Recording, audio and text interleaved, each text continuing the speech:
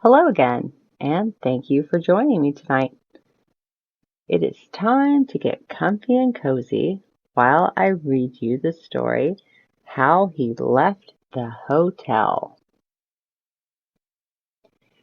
I used to work the passenger lift in the Empire Hotel, that big block of buildings in lines of red and white brick, like streaky bacon, that stands at the corner. I'd served my time in the Army and got my discharge papers with good conduct stripes. And how I got the job was in this way. The hotel was a big company affair with a managing committee of retired officers and such like. Gentlemen with a bit of money and concern, and nothing to do but fidget about it, and my late colonel was one of them. He was as good-tempered a man as ever stepped when his will wasn't crossed. And when I asked him for a job, "Mole," says he, "you're the very man to work the lift at our big hotel. Soldiers are civil and businesslike, and the public like 'em, only second best to sailors. We've had to give our last man the sack, and you can take his place." I liked my work well enough and my pay, and kept my place a year, and I should have been there still if it hadn't been for a circumstance. But don't let me anticipate. Ours was a hydraulic lift. None of them rickety things swung up like a pole parrot's cage in a well staircase that I shouldn't care to trust my neck to. It ran smooth as oil. A child might have worked it, and safe as standing on the ground. Instead of being stuck full of advertisements like an omnibus, we had mirrors in it, and the ladies would look at themselves and pat their hair and set their mouths when they were taking 'em downstairs dressed of an evening. It was a little setting room with red velvet cushions to sit down on, and you'd do nothing to do but get into it, and up floated you, or floated you down light as a bird.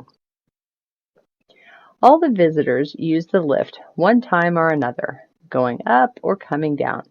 Some of them was French, and they called the lift the ascenseur, and good enough for them in their language, no doubt.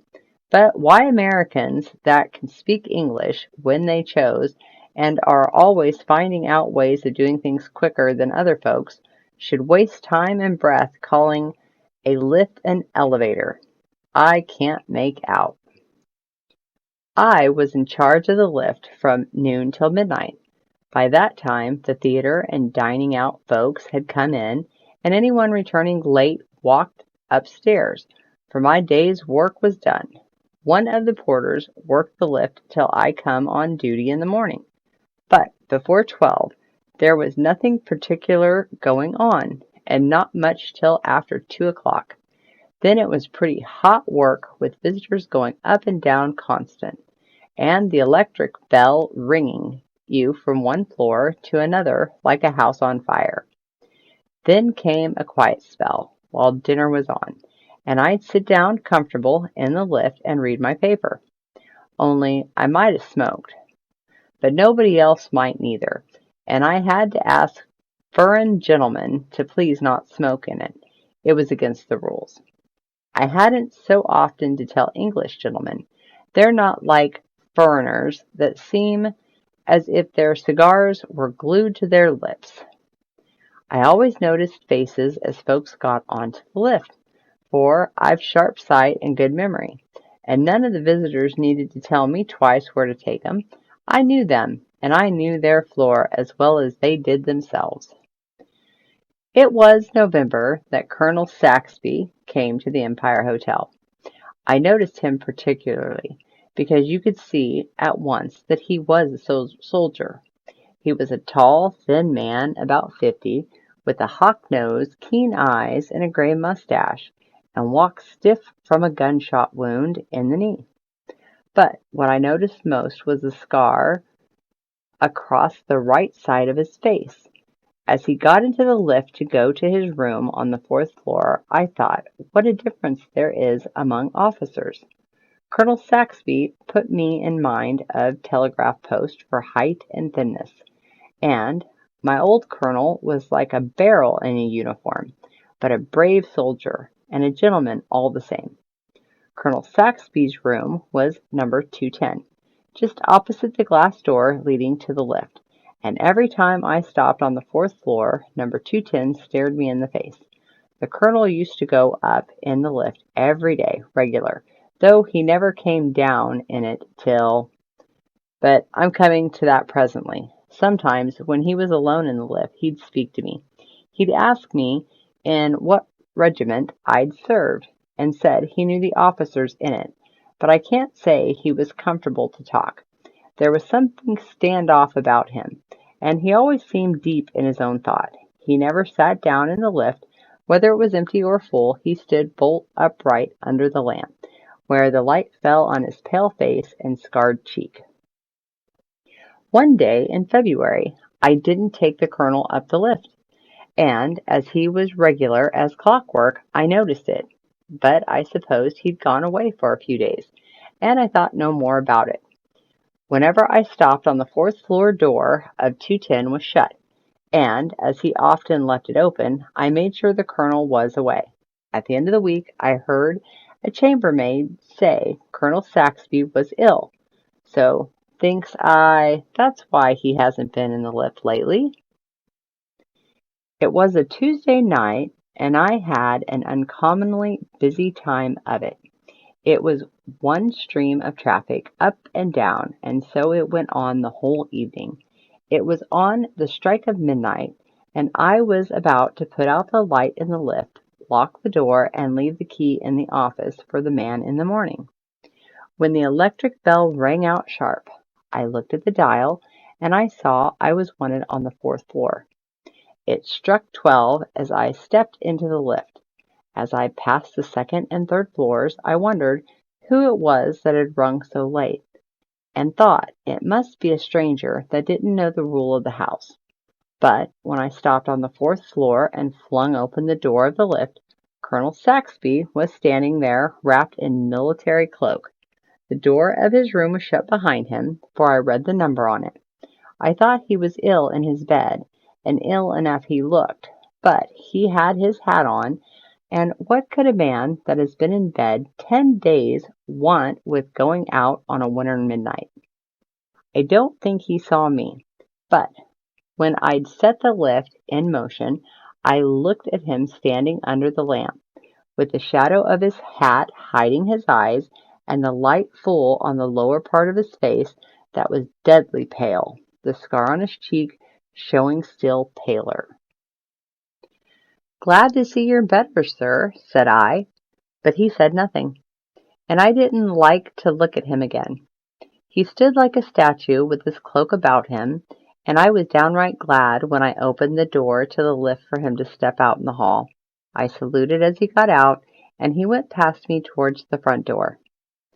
"The colonel wants to go out," I said to the porter who stood staring, and he opened the door, and Colonel Saxby walked out into the snow. "That's a queer go," he said. "It is," said I. "I don't like the colonel's looks. He doesn't seem himself at all. He's ill enough to be in bed, and there he is gone out on a night like this. Anyhow, he's got a famous cloak to keep him warm. I say, supposing he's gone to a fancy ball and got that cloak on to hide his dress," said the porter, laughing uneasily, for we both felt queerer than we cared to say, and as we spoke there came a loud ring at the door-bell.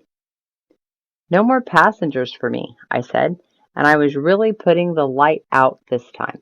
When Joe opened the door, the two gentlemen entered that I knew at a glance were doctors. One was tall, and the other was short and stout. They both came to the lift. "Sorry, gentlemen, but it's against the rule for the lift to go up after midnight." "Nonsense," said the stout gentleman. "It's only just past 12, and a matter of life and death. Take us up at once to the fourth floor." and they were in the lift like a shot. So up we went, and when I opened the door, they walked straight to number 10.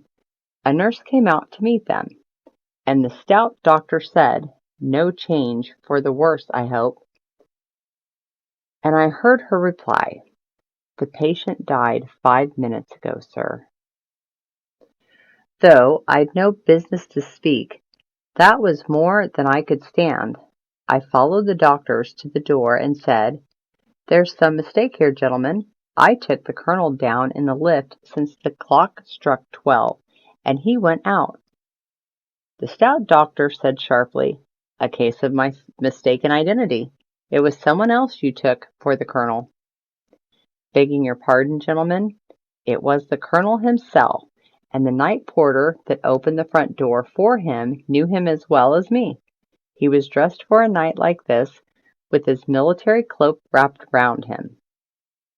"Step in and see for yourself," said the nurse. I followed the doctor into the room, and there lay Colonel Saxby, looking just as I had seen him a few minutes before. There he lay, dead as his forefathers, and the great cloak spread over the bed to keep him warm, that would feel heat and cold no more. I never slept that night. I sat up with Joe, expecting every minute to hear the colonel ring the front door bell. Next day, every time the bell for the lift rang sharp and sudden, the sweat broke out on me, and I shook again. I felt as bad as I did the first time I was in action. Me and Joe told the manager all about it, and he said we'd been dreaming.